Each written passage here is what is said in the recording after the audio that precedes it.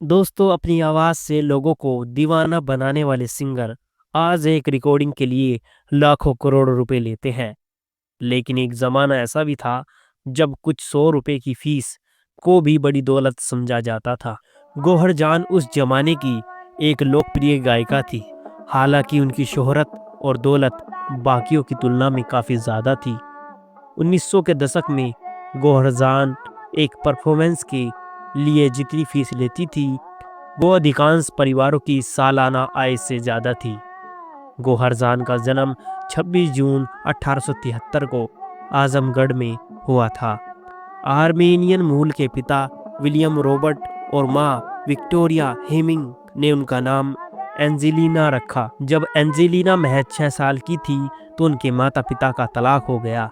इसके बाद माँ विक्टोरिया ने खुर्शीद नामक मुस्लिम युवक से शादी करके इस्लाम कबूल कर लिया। विक्टोरिया शादी के बाद 1883 में कोलकाता आ गई और यहाँ उन्हें बड़ी मलका जान नाम से पहचान मिली।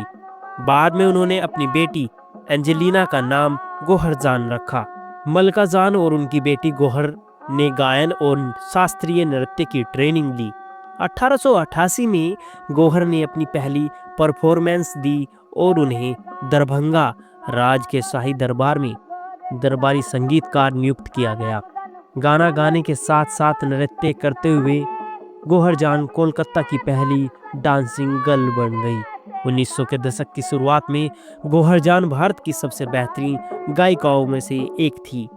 जब उन्होंने ग्रामोफोन के लिए अपने गाने रिकॉर्ड करने के लिए सहमति जताई तो उनकी लोकप्रियता और भी ज़्यादा बढ़ गई। गौहर जान के रिकॉर्ड किए गाने हाथों हाथ बिकने लगे थे।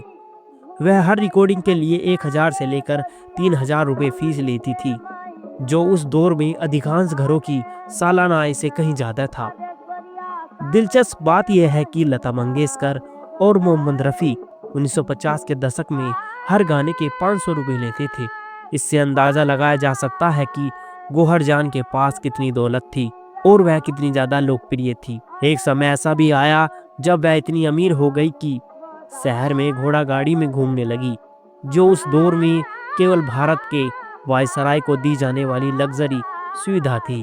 गौहर ने सरकारी कानूनों का उल्लंघन करने के लिए 1000 रुपये का जुर्माना भरा, लेकिन बग्गी से शाम की सैर करना कभी नहीं छोड़ा।